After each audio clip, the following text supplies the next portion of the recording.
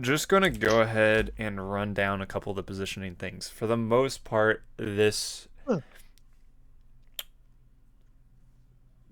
shouldn't be anything too major.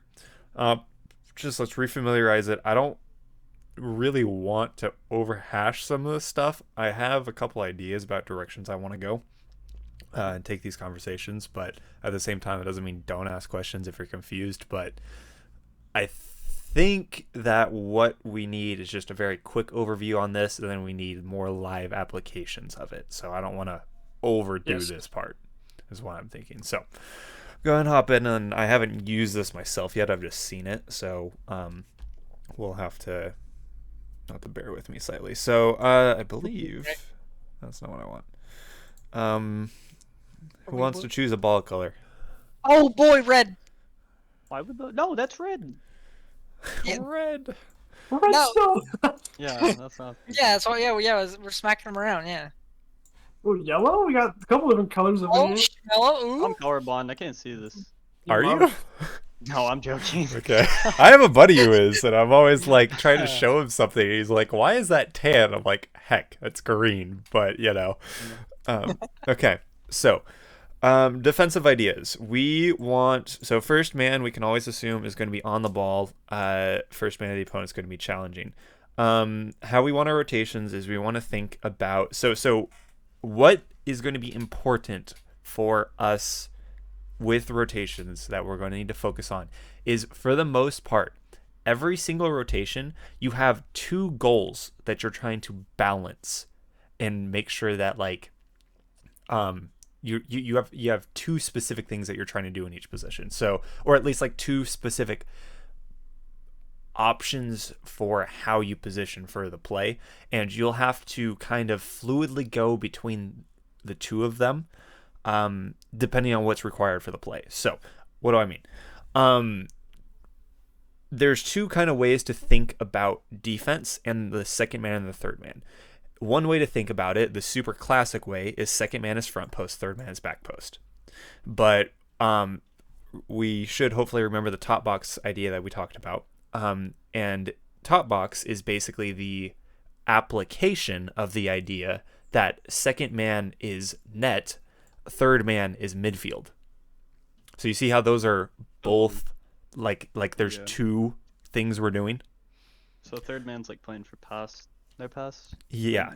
So if Okay, he's gotcha. watching midfield, the nice part about this is that third man can also jump up to the backboard and help out the second man for reads and are awkward there. So it's going to be up to you to try and basically do both of those, however it is necessary in the moment. So, when is it going to be that third man is so what's kind of nice about this is we can kind of like pull out an entire mock situation here.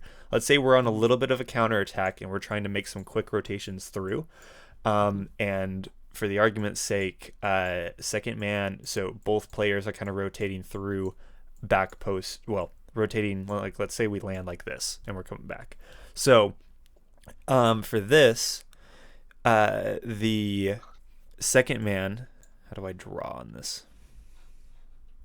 Apparently I don't know how to draw. Oh, here we go. That is not what I thought that was going to be. I thought that was going to be a straight line. Yes, good. Okay. How do I get a straight line? Perfect. Second man Mathematical. is going to go hit somewhere around the front post, and then as we've talked about before, they're going to push early and help come out to support. Actually, I want to... Sorry, got rid of both of them. I'm working on this as we go. And then they're going to push out to support first man, kind of like that early optimistic second man push. Third man needs to be tracking behind this. They have the potential, if needed, to come cut off the second man and do that instead of the second man if they can get there first. But let's go and assume second man gets there first. So third man's job, they're following behind. Is there a difference between these colors? No, not really. They are going to rotate down the mid to top box. That's interesting. they're going to rotate down the mid to top box. And then once they hit there, they're going to transition into, most often, they're going to be doing this rotation over to back post. And so that way, in case second man needs to stay front post or like does something weird like this, or just ends up feeling like they need to stay here, third man covers the midfield. And then once it goes to a situation in the play where that midfield threat is not as useful to cover or as easy to cover for the third man, they'll head to this back post position. So it's kind of this fine balance of, yes, you want to be going back post, but you also need to be aware mid. Second man's job is more to follow up the 50-50 and defend the front post, like the immediate shot, the, oh crap, they just had an open net front post and had a threat of a shot right there. So those are kind of like the two, to go over that again, the two rotational ideas. First man's always going to be pushing out early. Second man is doing both supporting. So we'll touch that next. But for defense, second man can either be front post or they're supporting the 50-50, as in like they would want to push out pretty early. Third man is midfield and or back post, but the nice part about it is we can rotate through the mid and then do this top box rotation back post. And that will get all of that covered and make sure that we have midfield presence the entire time. For the most part, that's the rough idea for the defensive rotations. That seem clear enough for now. Questions? Yes. This is assuming we have control the ball, right? No, it assumes that. This is a coverage option, basically. Yeah, I don't think for too initial specific. Attack, Yeah, initial transition. Like this is like us just getting on defense because we wouldn't want number 3 sitting on top box like an entire defensive play. Mm-hmm. Yeah, Right, so it is like, a little bit he like goes there for like a few seconds and then it's like, okay, well if it's just inner corner, then it's like it doesn't. So we're meeting the doesn't- ball. Well, no, wouldn't it be more of like a drive-by and then you assess if you need to turn up? Or Yeah. or No, rotation? that's what I was kind of Yep. thinking. It We was decide more to- like it's a we decide drive-by. to turn. We're back. Yeah. Yeah, so Easy. to clarify that a little bit, it's basically like we're retreating onto defense, and this is like the first form that our defense takes. Okay, yeah. As defense progresses, so a couple ideas here. Third man hits top box. Top box is decision-making position. You never want to sit top box unless you absolutely know you can be useful. But if you sit here with zero momentum, you're asking to get demoed. You're asking to not be able to beat the opponents to the ball when it goes up high, which is your entire job of this top box position, is also to cover a high ball that's awkward for your second man. So you need to have the momentum for that. Once that momentum's no longer there is when you need to transition into the back post position.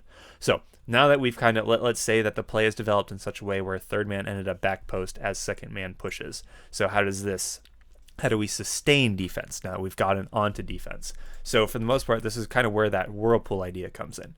We want second man to aggress early. I'm actually going to change the color. We want second man to aggress early. They're going to push out with first, and at any point in time, if this play doesn't work out very well for them, they're just calmly going to rotate out and go back post. They have a bunch of options along this rotation. They can go take it wider and look for a demo, like somewhere out here. They can peel off to get a big boost somewhere if they need to. Obviously, you don't want to get like multiple big boosts or anything along those lines, but those are some, like, you have some time and some space to make some extra decisions rather than just instantly go back post. But your rough idea should be push out. If it gets awkward for second, leave it for third, and you would want to go be useful while heading back to back post. So as that happens, third man pushes in, and then they just do the exact same thing. Like say third man comes in to fill a second man spot as second man pushes. So we are going to be a little bit layered front post, but this is in a situation where we're assuming we're taking 50-50s. Like it's a 50-50 situation, so it shouldn't be pinching somewhere where we can't reach. That third man needs to have the confidence to push and actually support and make sure that we have all three players being useful. So it is a tiny bit aggressive, but we make up for these gaps by having smooth and fluid rotations toward back post in this kind of whirlpool shape where we fill each other's spots. Or so is that a little bit kind of clear? Yeah. Yes, ma'am. Cool. So Now on the transition, the most important thing. So let's go ahead and back this up. There's basically two situational cases for how we position on our transition onto offense. The hyper aggressive one I like to term the Renault Vitality V. The more defensive Flying V. The more Flying V. defensive option is going to be the Dignitas straight line rotation. So I'll try and refer to it by those full names. That's where I originally learned these two rotations. Renault Vitality V is that pretty classic triangle rotation that people used to talk about way back in the day. And so the rough idea is that we kind of make this V shape here. With the second man not being directly parallel with the first. They want to be a little bit behind the first man. It's a stupid V. A little bit. It's a first grader's V. It Oh, looks yeah. something like a V, but it's a little bit off. So yeah. So in this case, we do this. So in which situation do we do each? The V is done when we have more control than the opponents. The straight line is done when it's very neutral, or if you think the opponents have more control than your teammates. So the reason why is because if we have more control, we either flick it over the opponent, and if we want to go for a flick, second man needs to be aggressing quickly in order to support. We don't want him lollygagging straight behind our first man. That's going to take too long to aggress with them. Or if we have enough control, we can pop out a 50-50, not a pass. Technically, you could be there if a pass works out, but more specifically, we're looking for a 50-50 that pops out somewhere in these angles, which should be doable because we have more control than the opponents. And one of the most effective places where we can have full possession of the ball is when second man comes and picks this ball up right here, because we will have one opponent pulled out of the play. Second man, he can try and support, but if we have more control, second man kind of has to play straight line. So if straight line will look a little like this, which means that they theoretically, unless they over aggress, are going to be too slow to get to this ball. So if they attempt to challenge, we get a free beat, and now we have a 3v1. If they don't attempt to challenge, we now have a 2v3, but we have full possession. Both of those cases are incredibly good for our offense. So this is going to be like our we want to score situation. Anytime this ball gets even slightly awkward for the second man in terms where it's going behind them, that just instantly means you leave it for third. Third man is cleanup crew. They are far play. They are react to the slightly less predictable situations. But as we kind of talked about before, at least I know I was talking about this with Red, they aren't covering worst case scenarios. They're covering losses. They're covering situations in which the absolute perfect outcome doesn't happen. We can still reposition very efficiently even when the non-ideal situation happens. So like, for example, this ball goes behind right here. Well, 2 could go get it, but now he's attacking this way and is only taking the ball backwards. We don't want to do that. So now it's third man's job. They're going to be coming at a good angle to catch this ball. Now, depending on what first man does, they can rotate forward as an extension or rotate out, and second man is now a midfield option. So we've got like first man either looking for a pass, demoing, anything along those lines. We have 2 super useful players in front of the ball, and we still have full possession. We're totally okay with that. Worst case scenario, I say air quotes worst case scenario, we should consider worst case scenario something in which it's not ready for a worst case scenario for us isn't the ball goes directly into the net. That's too bad of a loss. It's not something we should be preparing for consistently. We need to trust that we're not going to let this ball pinch directly into net and position for things that are more likely to happen. So that would be a hard loss that the third man can't clearly control very easily. So how do we rotate in that case? Well, first man just challenged. They're going to take a little while to rotate out. Wait, I like this a lot actually. I'm thinking about it. Compared to stacking, right? It's like you essentially are stacking, except you have more offensive like presence on it, and it's Mhm. not just like a 50-50-50-50-50. It's more like a 50 and it goes to third for like a solo or just control, or 50s goes to second man for like a shot or a beat or whatever. I like this. Yeah. Yeah, So we still have the stacking thing in case someone Yeah, calls it's zero yes. or like something bad happens. Then Yep. we can it's, then it's we can just a call two-man that. stack with a little bit with like a chance with like some offensive pressure, pretty much. And we will get to where the straight line can sometimes be useful. But anyway, so let's say like the worst case scenario for the most part is something over third man's head that they can't handle securely. Well, guess what? All it's going to do is it's going to bounce off this corner and head mid. Guess which team is by far closer to the ball? It's still us. So we have all this time for second man to see, oh crap, my first man's about to get hard dusted.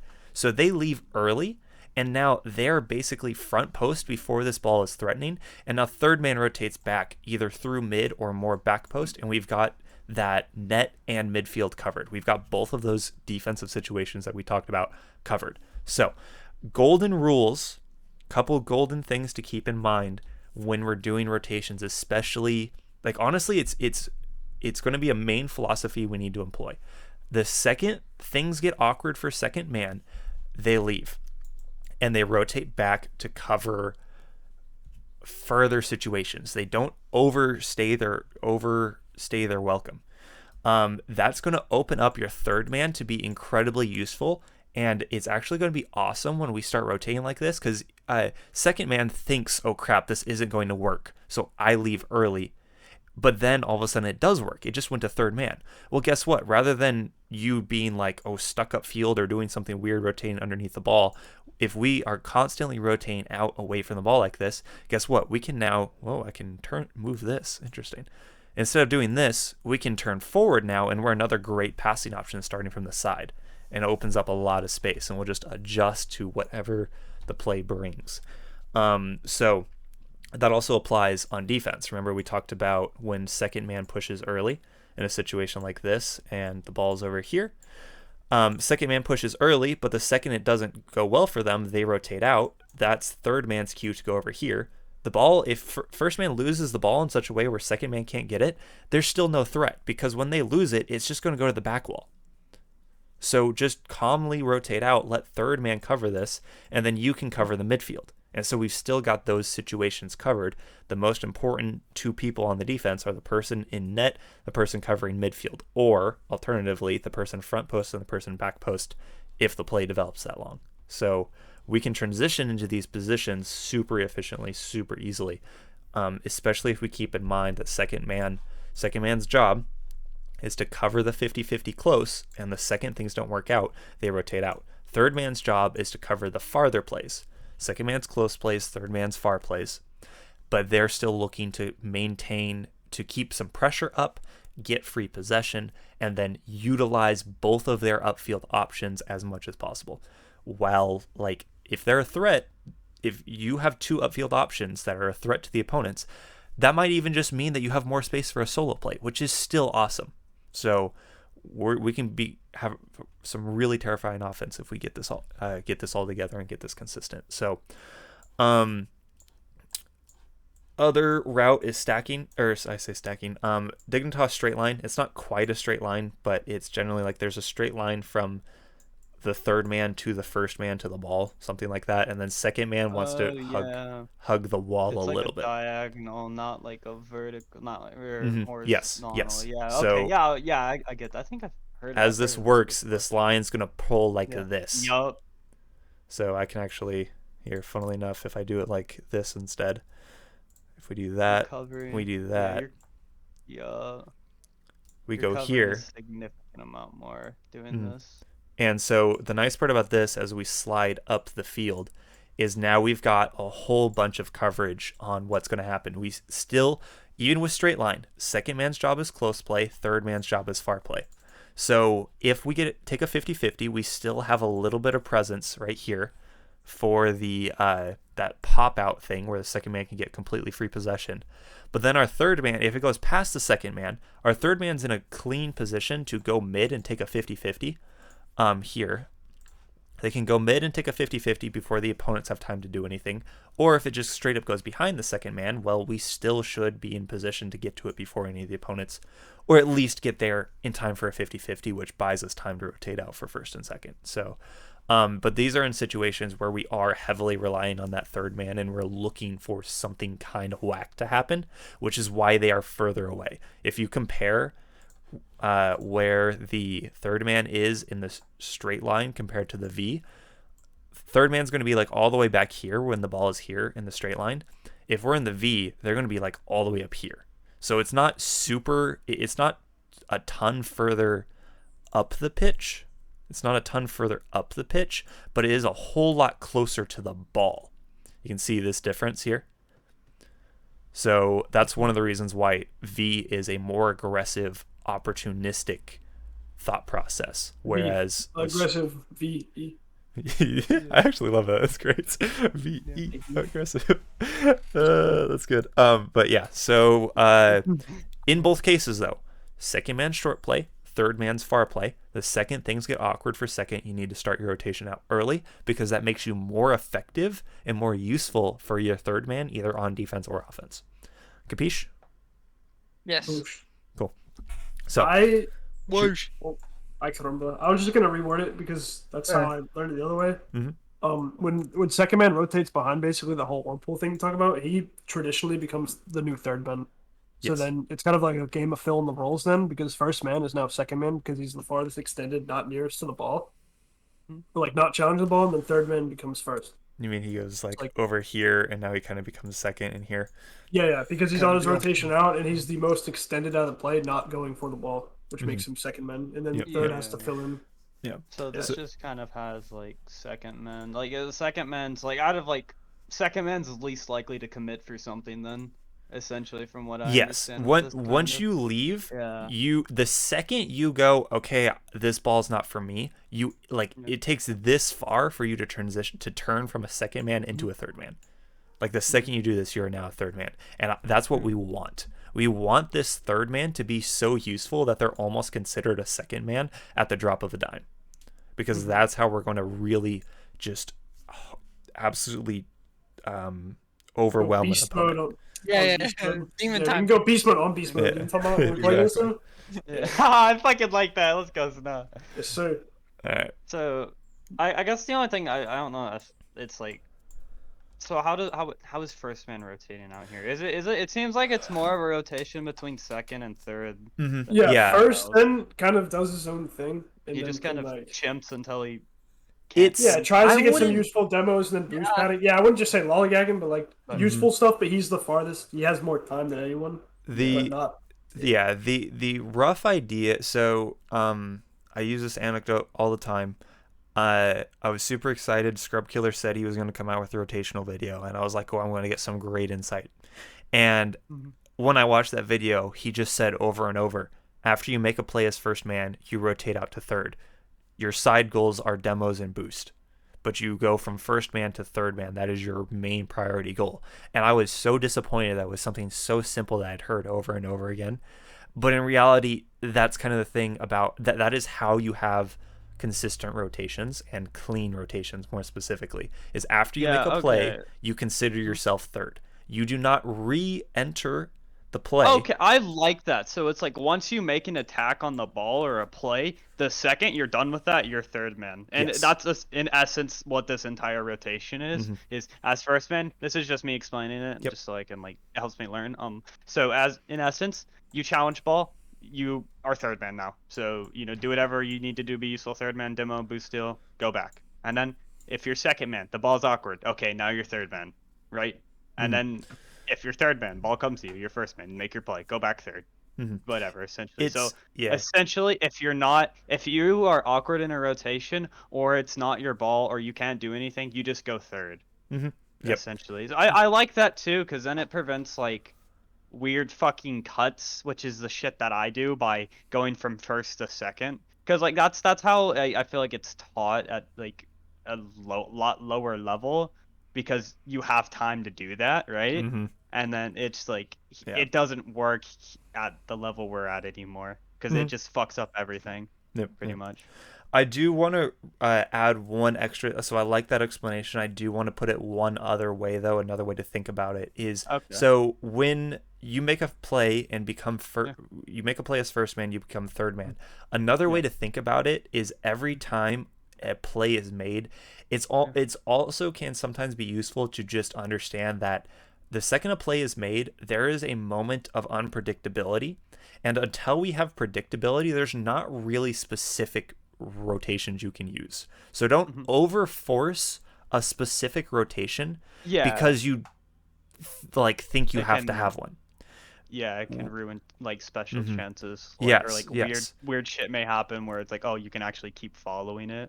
Yeah. Yeah. So Okay, so these are supposed to be that. guidelines, and I kind of like the rules of like the roles of the position more so than keeping track of exactly where the position is supposed to be.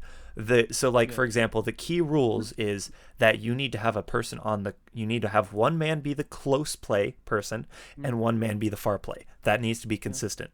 So even though we don't necessarily like somebody made a play and now they're past the ball, well, now it's not so much of, hey, I have to go fill in a position. It's, oh, I have to get ready to cover that role. And more often than not, when you rotate out, you are now a far play because you are literally driving away from where the ball currently is. Let someone else cover the close play.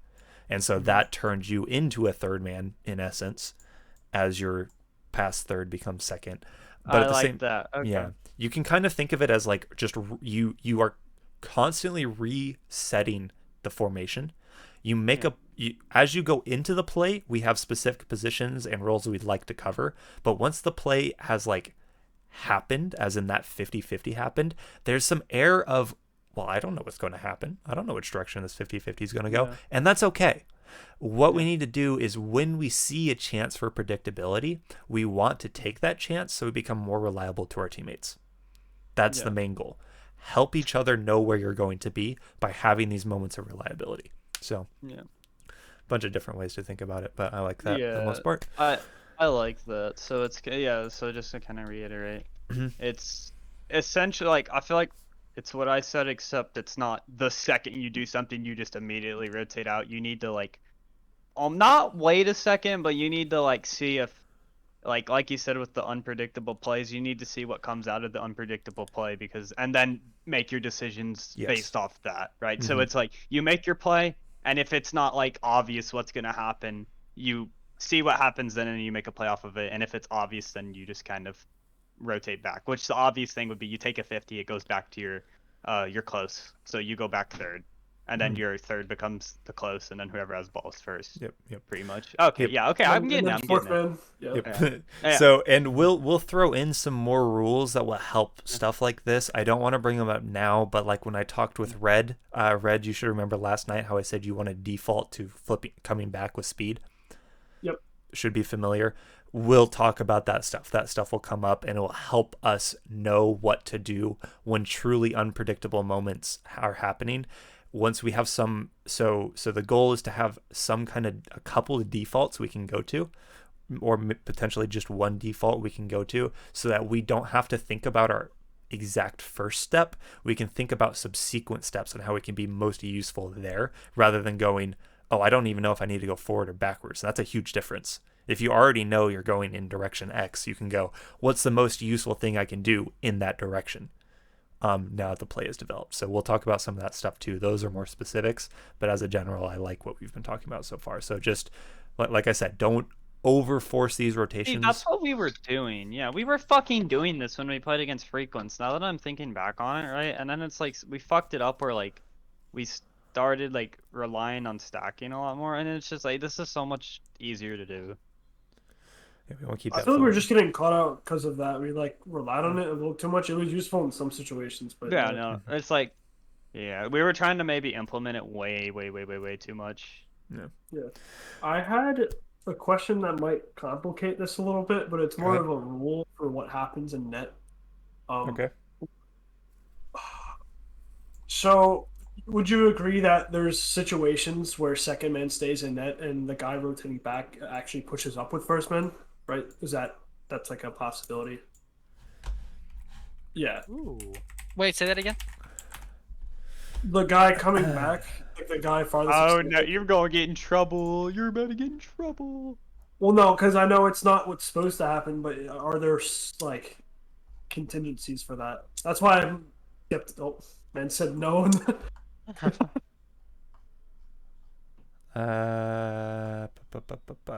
So if you want it in text form, it's right here.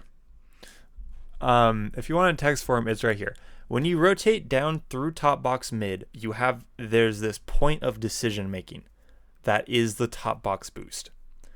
You should never linger here too long. The second you hit this boost, you need to commit to one of two options. You need to commit to a front post option, or you need to commit to a back post option.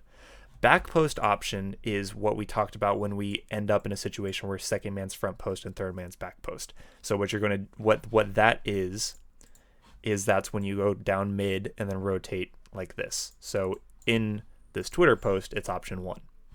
Yeah, I have a question after you explain Yep. this. The alternative, and the case in which second man stays in net, is when you rotate down mid and then you take the second route, which is a front post rotation, and you go something like this. Yeah. What you should be thinking in these cases is that this is when, honestly, in most cases, this is when it's kind of ambiguous about which person is second man and which person is third man. So in reality, it's almost more so like you guys are doing this, and technically your second man is back quicker, but he also doesn't want to leave back post too open because there could be a threat. So it's like but then that's on the guy most extended to call it early, because if you don't call it early, then yes, yeah, exactly. Okay. So it comes down to one of the two of you saying, this guy needs to stay in net here, and we're going to cut like this.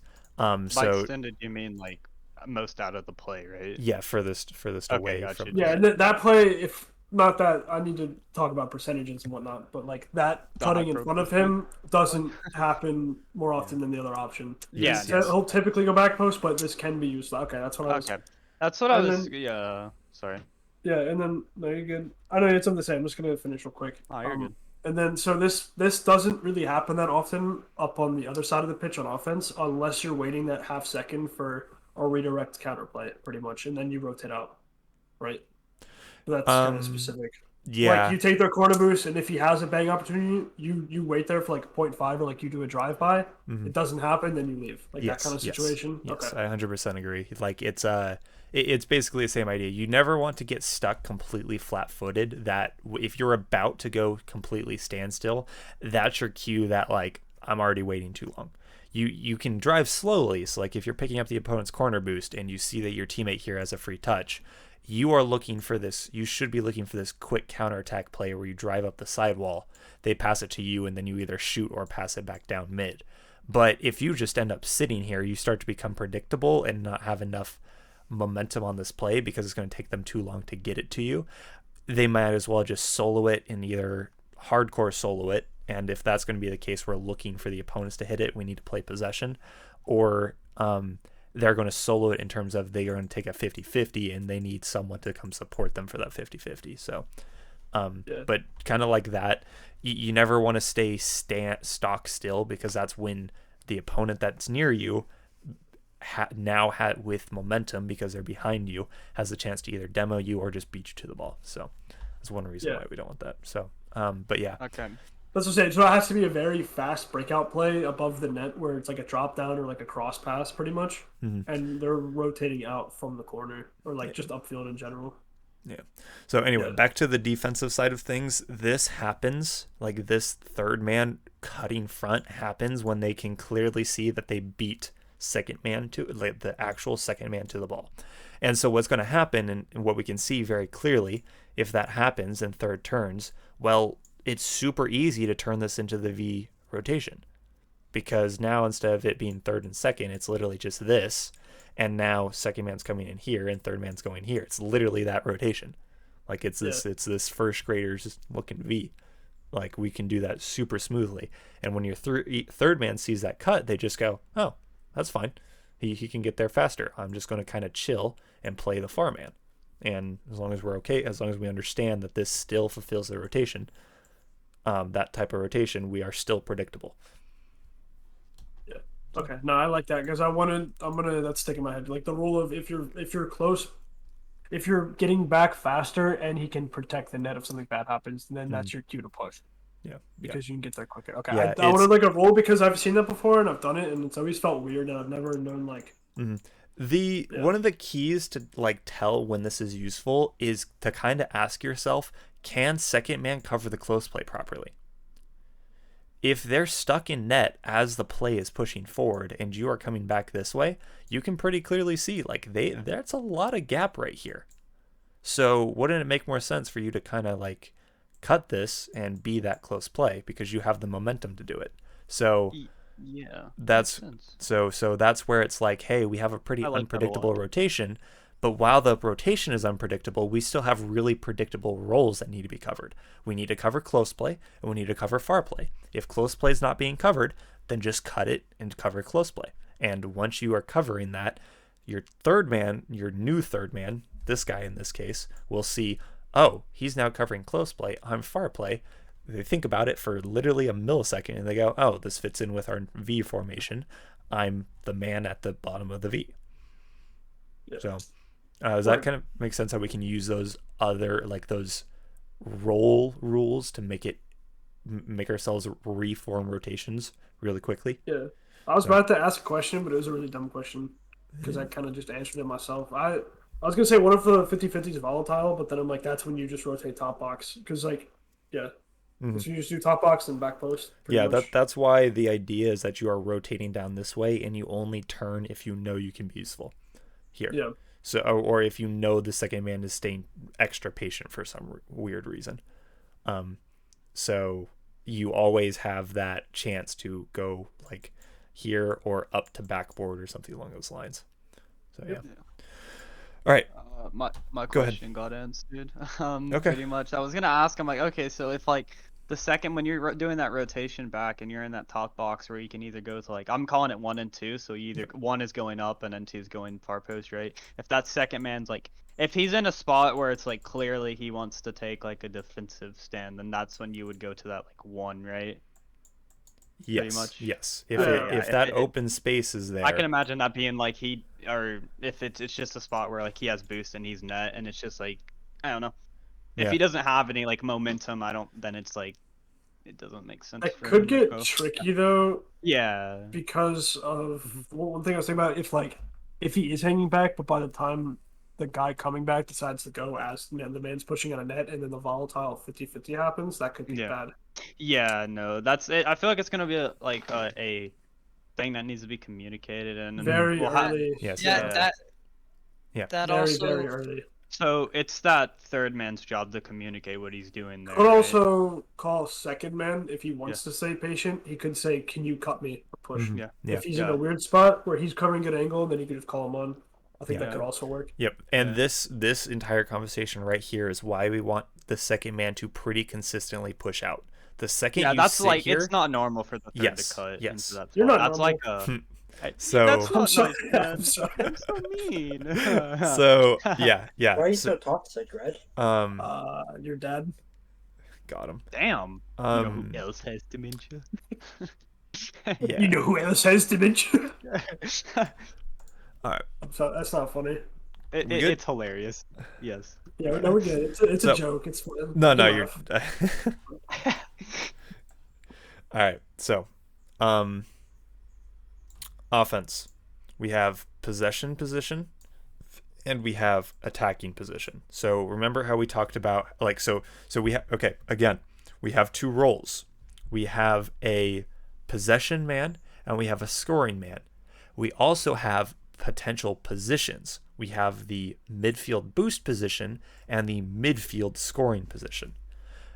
These you need to be doing at least one or the other, and then you need to also question in which ways you like if something's weird about it. You just kind of want to question like which you need to find a balance between what you're doing. So what I'm trying to say, this third man, okay, so simplifying. I got lost. I looked Simplifying. down for a second. Yes. What are we talking about? Sorry, I got Offense. really confused. Offense. Okay, this is like transition or but. No. Offense? Oh, just Sustained. normal offense. Yes. We have passed the midfield line. We are now on the opponent's side of the pitch. What's going to happen next? So there are some. So let's go ahead. Actually, we'll change this up a little bit. We'll take a step back. So let's say we're on that transition and we got all the way into basically the opponent's corner. on our transition. So let's say we do something like this. So we still are in this V formation almost the entire time, because what's almost never going to happen if we're doing this right. So second man needs to cover a lot of options here, which means that our second man can be slightly more aggressive. And if this ball pops out exactly where we want it, we should just score because we get to it first. So this is a very dangerous position that we want to have consistent. So we want to kind of carry this V formation through up until the 50-50 happens, assuming they don't let it literally go into the corner. That will change the rules a little bit if it literally goes into the corner. But assuming that doesn't happen and they actually take a 50-50, we don't want to break this formation until the 50-50 happens. Or at least until we are able to, with some reliability, predict the outcome of the play. So we are still holding this V formation. What changes is this third man needs to start to space out as we get further and further down the pitch, because it goes from the closer we get to the opponent's net, the tighter the opponents are going to be, which basically, so like, remember we talked about how strong this V formation over on this side of the pitch is because of how close we are and how we can still maintain good defense while being close. Now, as we get closer to the opponent's net, they are forced to be closer together because they literally are just defending the net. So at that point, it is no longer reliable that our third man gets the ball first consistently by abusing their spacing. So we need to be mindful that as third man, if we get beat and if we commit and get beat, it is just a goal. If when we're over here on transition and we get beat as third man, it is not a goal. It just bounces off the backboard and our second man should have rotated out and covered. So we're okay. But on offense, what can happen pretty consistently, what can happen is first and second man get beat.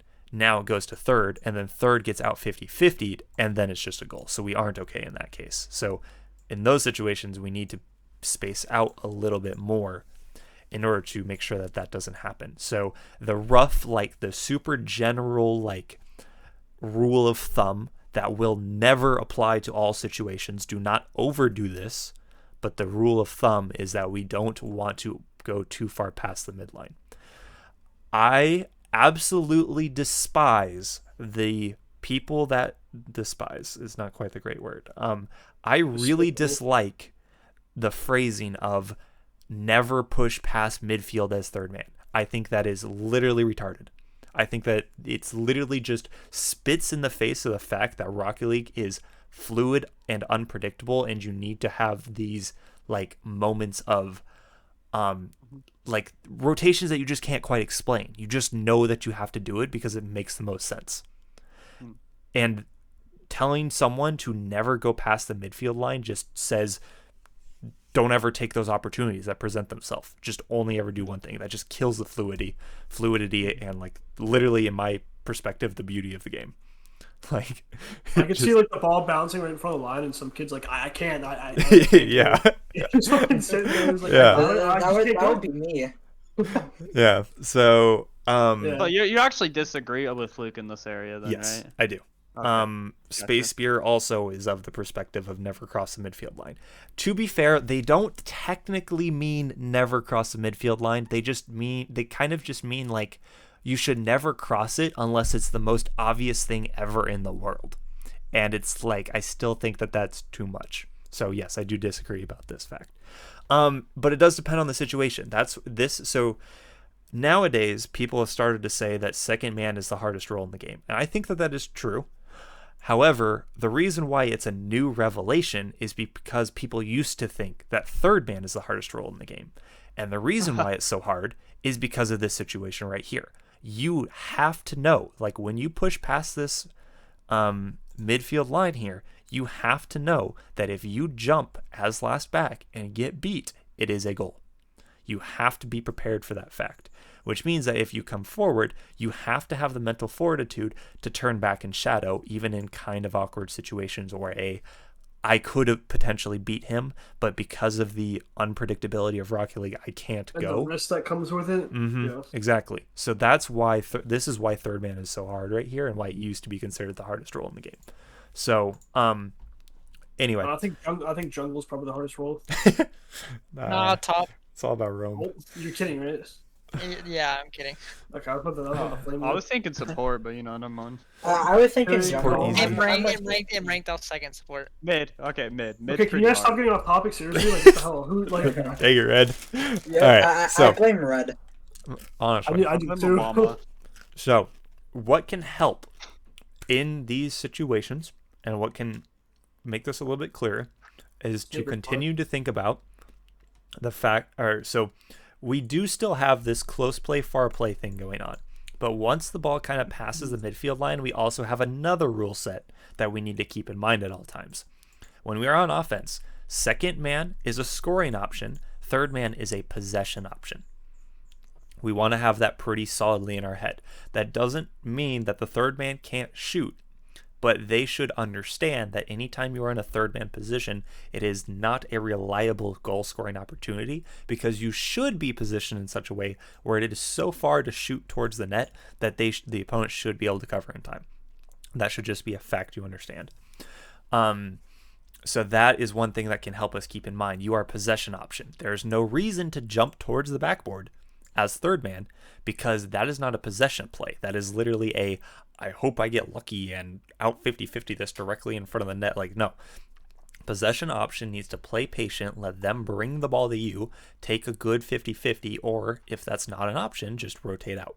You're playing for possession and you don't want to overdo it. So on the transition, just the most important thing is you want to start to space out a little bit as this third man. Get prepared to cross the pitch. That becomes an option now. If the ball goes further back, you're okay with a 50-50, but it's no longer, you're not really looking for the man that's looking for a free touch on offense is the second man. The third man is now more of a, like, sure, I'll take a free touch if I can take it, but you're more looking at keeping them trapped in their side of the pitch. So this kind of like got convoluted, which is why I said the things I did about at the beginning of this, because I didn't want this to get too convoluted. But what we said so far, does that make sense? Yes. We will try and specify these kinds of things when we are looking at actual replays. Okay. Sound good? We're just getting like a foundation for now. Yep. Yeah. Yep. I like it. So A little reiteration action, a little bit of a. What did I tell you? I told you. I told you. I had exactly what it did. So Whirlpool still applies here. The second things get awkward for the second man, you need to start rotating out. On offense, this is important because if a 50-50 happens with a third man, you need to already be behind them in order to cover the most angles on the 50-50. Because if 50-50, like, first man challenges, he gets pulled out of the play or beat or something like that, the other first man's up in the corner, and we got this 50-50. If you're all the way over here and this 50-50 happens, that's going to go directly to the third man. It's a goal. If this 50-50 happens and your third man gets beat while you're here, it's just a goal this way. So you want to be somewhere back here so you are actually able to get to this ball in time. Because even if like this happens right here, at the very least you can still get in front of the third man. So we want to be leaving early for this reason. On top of that reason, the earlier you leave, the better passing option you are for your third man. The earlier you rotate out here, if this ball does go to your third man, you want to be as far across the pitch as possible so that there is because like a shot from third man here, for argument's sake, let's say third man's either putting it backboard or into the net. That is almost the exact same touch as if you are looking for a pass from here. So receiving a pass here is not useful. You need to actually provide extra angles to your third man to be useful as a passing option, which means you actually want to be as far away towards the sidewall as possible so that when this pass happens, it draws out one, maybe even two players from the net. They still can't reach the ball, and then we have this angle. That's going to be super open. So Whirlpool idea still applies. No, don't do that. Whirlpool idea still applies. If we bring this back, let's clean this up a little bit. Because all you're going to do is you're going to rotate out, and then if you rotate out so far that you are no longer like a passing option or anything, that is literally because it's now third man's job to do what you just did. And we're going to be like this. Third man goes over to here, and you're now in his spot in a possession position. And so now if it comes to you, you can pass it to this guy, who is kind of a third man, kind of a second man, however you want to put it. So, but those are all, so does that make sense how the Whirlpool kind of still applies here? and we can translate that to basically all aspects of our game. The rough idea is if things get awkward as second man, rotate out early because it makes you more effective down the line. Or for later plays. So now let's say they don't take a 50-50, it ends up in the corner. This is when we really want to things get really interesting, honestly. The more it looks like it's going to go into the corner and it becomes not a 50-50 on the ground, but a 50-50 on the sidewall. On the sidewall, it becomes more likely that's either going to be a pinch or a really hard win or loss. And so this is when we really want to start to consider this midfield boost and the midfield man option here. The reason we want midfield boost is midfield boost here, or I'd say technically the perfect position is here, but there's a boost pad just next to it. So I'm totally okay with it being here. Does that make sense? Yes. So it's a super minute difference. Technically, if you got 100 boost, go here. If you don't have 100 boost, you might as well get the 100 boost. That's probably here. So that's why I'm okay with this. What's going to happen, there's two outcomes we're looking for, and the nice part is that they still are the exact same things we've already been talking about. Our middle man is a scoring option. Our third man is a position option. First man now, when you get to the corner in a situation where the ball is up in the air, you now need to think about where your teammates should be since we've agreed on this. If you hard lose the ball on purpose, your third man gets completely free possession out here, because if it goes pretty hard past you, it bounces like this. Now third man's got full ball. If it's a really light 50-50, and let's say for argument's sake, the second man was close, and you took a really light 50-50 and he was here. Well, guess what? This ball just kind of popped out to your second man, who has no good angle and two players in their way, while two of you out of the three are in the corner. There's just no reason to do that. That is not a productive situation. What we want is we want to purposely try and force these situations so that first man, you want this ball to go pretty wild. And so we need to position further out in preparation for that. So you got two options. You can try and take a super hard dunker 50-50 with the goal of it going and popping out to the second man. Alternatively, the one that I think is technically more reliable, if you don't see that option, is you want to purposely lose it to get your third man possession. And now your third man has both you as an option and your middle man as an option for a shot, as well as a solo play option. So this is where we can get really powerful. But remember, the opponents on defense are going to be extra stacked. They're going to be even closer together. So the further we draw them out of the net, the better. So we want to keep that in mind. A couple ways where we can make this happen, because as we know, we start this transition in the V formation. Once again, it's just the second things get awkward, pull out second man early. You can still get a pass right freaking here as you start your rotation out. You can always just start to rotate this way, slam on the brakes if the 50-50 pinches towards you, just single jump and pop it in the net. But your goal is to get back out and facing towards the midfield when first man takes their wild 50-50. Or if you know first man's going to lose it on purpose, you're now getting ready for your third man to get free possession and pass it to you. So you want to leave early so you actually cover this midfield role, which is to be a passing play option or an opportunistic scoring option. So does this still make sense how you are still the scoring man here, and the third man is still the possession man here? Yeah, so it's essentially you're just giving us a bunch of different examples. Essentially, second man, like I said earlier, his job is to score, and if the ball doesn't go to him, then it's not really his. It's more third man's. Yeah, the way I'm understanding. Oh yeah, 100%. Right? No, if the ball second doesn't, man just scores pretty much. That's it. And then if he can't score, he's like, well, fuck this. Yeah, and then anything that's not a scoring opportunity just means you have to reset. If you can't score it, then the rotation breaks down for a second while you figure out what needs to happen next. For example, the ball pinches across, but second man can't reach it in time. Well, that's okay. Second man just goes to the ball, and now we transition to the situation where we're here. Second became first here. So you were over here, and you can do like this, and you can rotate out here. That's because what I was gonna scoring ask. man, and this guy's got to be now our possession man. So technically the roles would be like this. So second became third. No, first became third. I don't know. Anyway, I don't. Hi. Okay, we'll do. So yeah. Anyway, but the thing is, like, look how convoluted this is. How many different numbers are changing where and everywhere. It's just like that. That's a little too complicated for me. What I want is when things break down, look for a situation in which you can have one person clearly be the scoring person and one person clearly be the possession option person. If we landed in these situations, or like we landed and reset the play in these situations, whoever thinks they can get more efficiently to a scoring position does that primarily, because that's our goal, to score. The person who isn't the scoring option needs to understand, I don't want to double up on that role, even if it's going to take me longer to get there. A possession role is not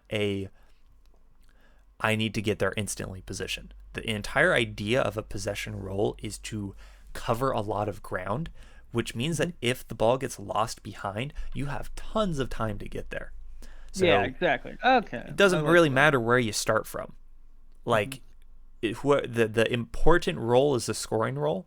The other person just does whatever they need to get their next goal is to eventually arrive in the possession role. And then once you are in these possessions, things clear up. Once this guy, like let's say for example, it's just this for argument's sake. Once he gets here, he is now a second man. Once this guy gets here, he's now a third man. I don't really care what they are in between. We have rules and we have roles that we should be mindful of in the in-betweens and be okay with it being fluid and not being super, like, having really hardcore requirements about where you're supposed to go. So clarify a little bit. That makes sense. Maybe. Yeah, so anyway, we there's a couple more things we could talk about, but I don't want to, because it just, when you're staring at a screen and not the game for too long, your mind melts.